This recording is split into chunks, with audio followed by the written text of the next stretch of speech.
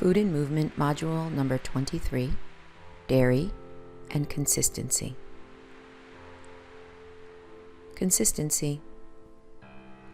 While we know consistency is the key to success or accomplishment in sport or life, it is also the hardest to master, especially this time of the year.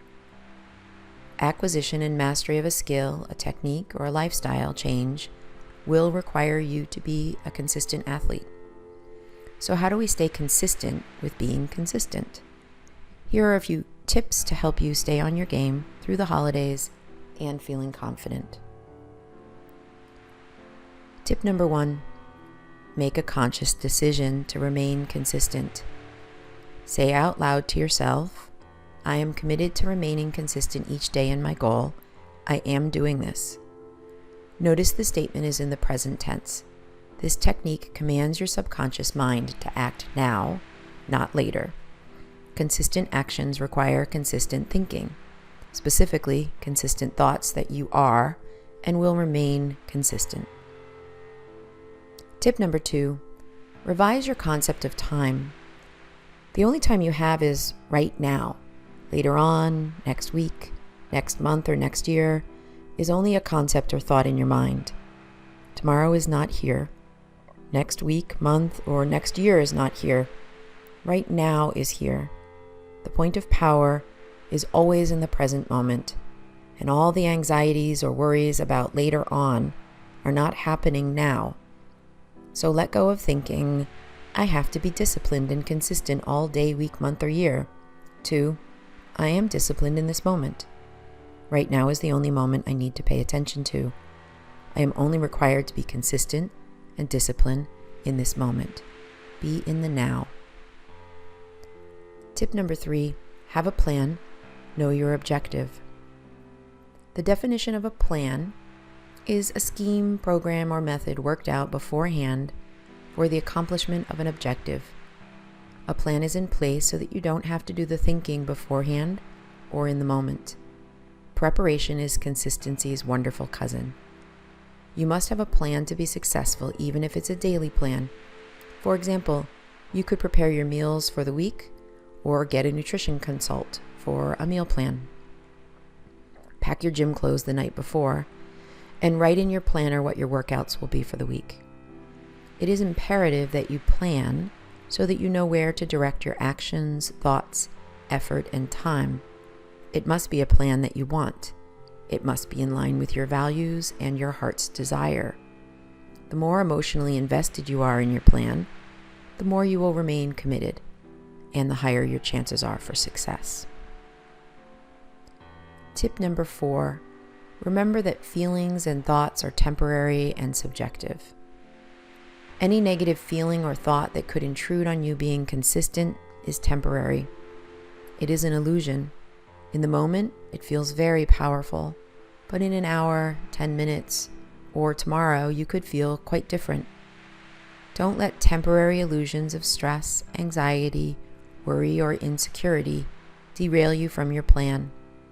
In moments like these, it's critical that you push through the discomfort and just do it. Execute. Do the work.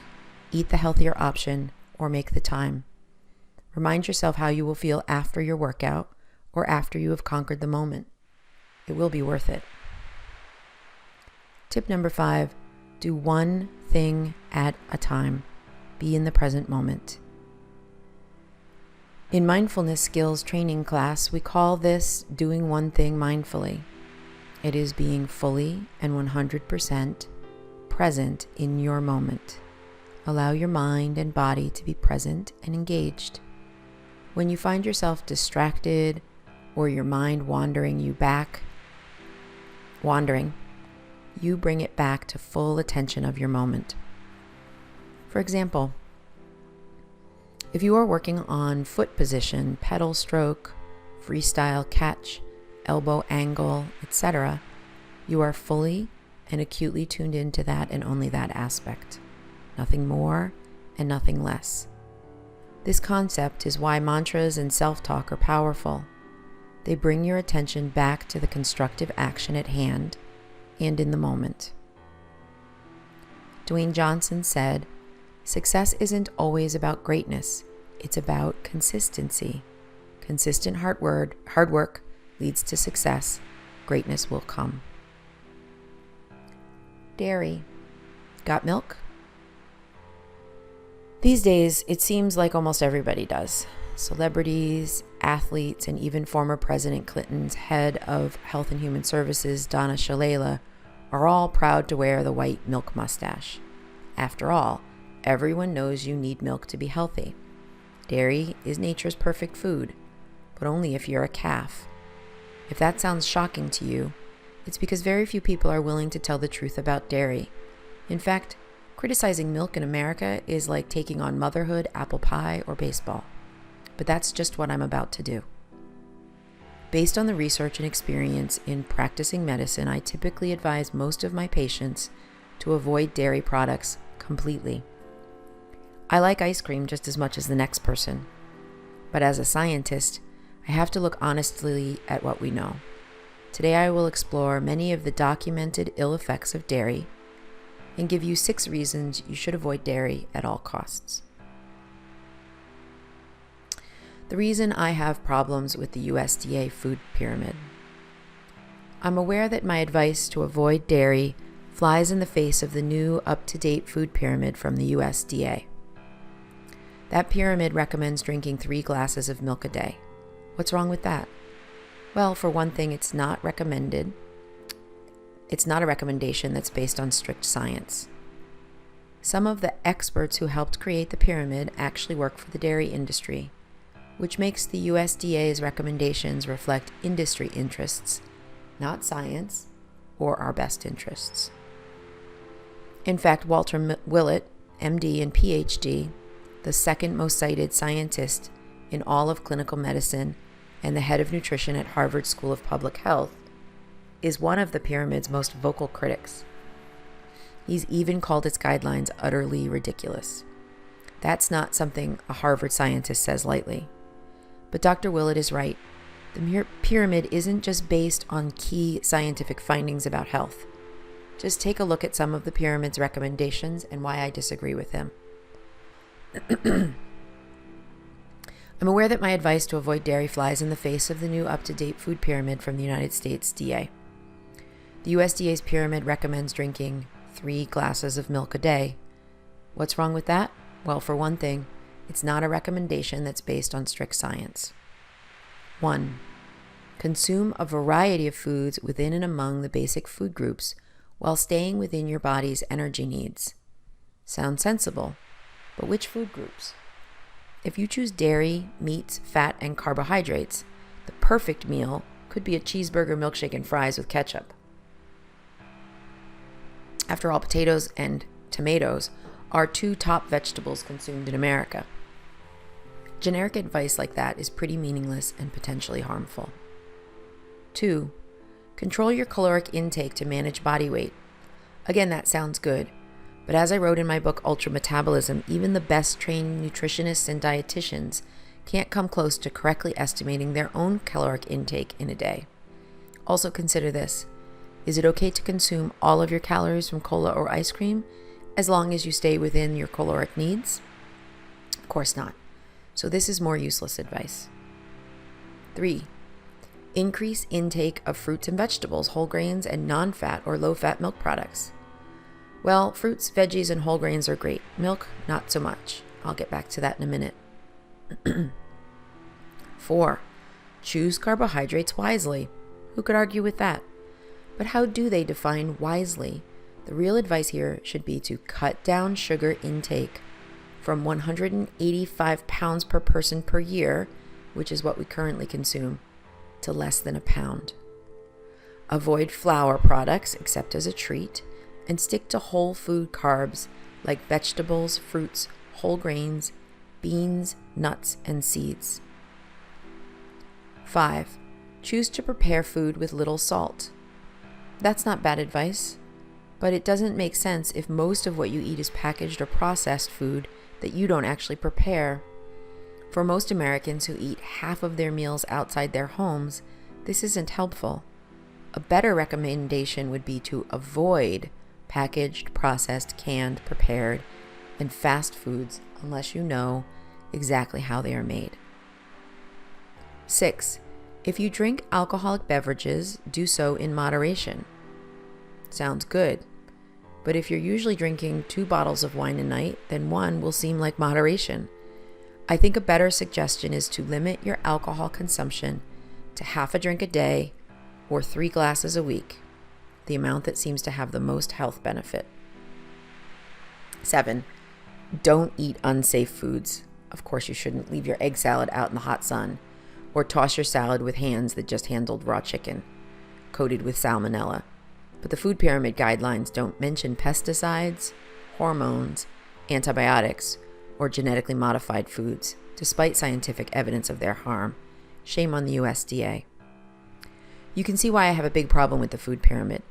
Its guidelines try to sound sensible, while still protecting the interests of the food industry, the agriculture industry, and all the lobbyists paying for the elections of the Congress.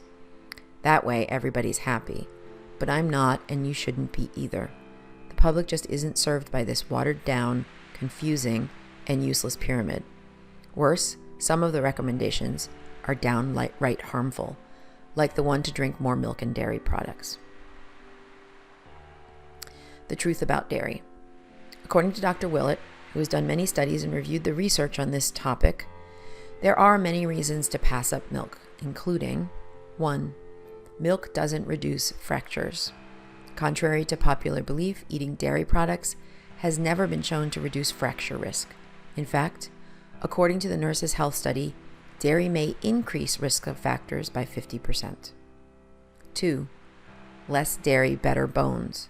Countries with the lowest rate of dairy and calcium consumption, like those in Africa and Asia, have the lowest rate of osteoporosis. 3. Calcium isn't as bone protective as we thought. Studies of calcium supplementation have shown no benefit in reducing fracture risk. Vitamin D appears to be much more important than calcium in preventing fractures. 4. Calcium may raise cancer risk. Research shows that higher intakes of both calcium and dairy products may increase a man's prostate cancer risk by 30 to 50%. Plus, dairy consumption increases the body's level of insulin-like growth factor 1, IGF-1, a known cancer promoter. 5. Calcium has benefits that dairy doesn't. Calcium supplements, but not dairy products, may reduce the risk of colon cancer. 6. Not everyone can stomach dairy. About 75% of the world's population is genetically unable to properly digest milk and other dairy products, a problem called lactose intolerance. Based on such findings, Dr. Willett has come to some important conclusions. Every body needs calcium, but probably not as much as our government's recommended daily allowance. Calcium probably doesn't prevent broken bones. Few people in this country are likely to reduce their risk by getting more calcium. Men may not want to take calcium supplements, but calcium supplements of calcium and vitamin D may be reasonable for women. Dairy may be unhealthy. Advocating dairy consumption may have negative effects on health. If all that isn't enough to swear you off milk, there are a few other scientific findings worth noting. The Federal Trade Commission, FTC, recently asked the USDA to look into the scientific basis of the claims made in the milk mustache ads. Their panel of scientists stated the truth clearly. Milk doesn't benefit sport performance. There is no evidence that dairy is good for your bones or prevents osteoporosis. In fact, the animal protein it contains may cause bone loss. Dairy is linked to prostate cancer. It's full of saturated fat and is linked to heart disease. Dairy causes digestive problems for the 75% of people with lactose intolerance. Dairy aggravates irritable bowel. Due to these concerns, many have begun to consider raw milk an alternative, but that isn't really a healthy form of dairy either. Yes, raw, whole, organic milk eliminates concerns like pesticides, hormones, antibiotics, and the effects of homogenization and pasteurization. But to me, these benefits don't outweigh dairy's potential risks. From an evolutionary point of view, milk is a strange food for humans. Until 10,000 years ago, we didn't domesticate animals and weren't able to drink milk unless some brave hunter-gatherer milked a wild tiger or buffalo. If you don't believe that, consider this. The majority of humans naturally stop producing significant amount of lactase, the enzyme needed to properly metabolize lactose, which is the sugar in milk, sometime between the ages of 2 and 5. In fact, for most mammals, the normal condition is to stop producing the enzymes needed to properly digest and metabolize milk after they have been weaned. Our bodies just weren't made to digest milk on a regular basis. Instead, most scientists agree that it's better for us to get calcium, potassium, protein, and fats from other food sources, like whole plant foods, vegetables, fruits, beans, whole grains, nuts, seeds, and seaweed. So here's my advice for dealing with dairy. 5 tips. 1. Don't rely on dairy for healthy bones. If you want healthy bones, get plenty of exercise and supplement with 2,000 IU of daily vitamin D. 2. Get your calcium from food. These include dark green leafy vegetables, sesame tahini, sea vegetables, and sardines or salmon with bones. 3. Try giving up all dairy. That means eliminate milk, cheese, yogurt, and ice cream for 2 weeks and see if you feel better. You should notice improvements with your sinuses, postnasal drip, headaches, irritable bowel syndrome, energy, and weight. Then start eating dairy again and see how you feel. If you feel worse, you should try to give it up for life. 4. If you can tolerate dairy, use only raw, organic dairy products. I suggest focusing on fermented products like unsweetened yogurt and kefir occasionally. And 5, if you have to feed your child formula for milk, don't worry. The milk in infant formula is hydrolyzed or broken down and easier to digest, although it can still cause allergies. Once your child is a year old, switch him or her to real food and almond milk. Still got milk? I hope not. Remember, dairy is not crucial for good health. I encourage you to go dairy-free and see what it does for you.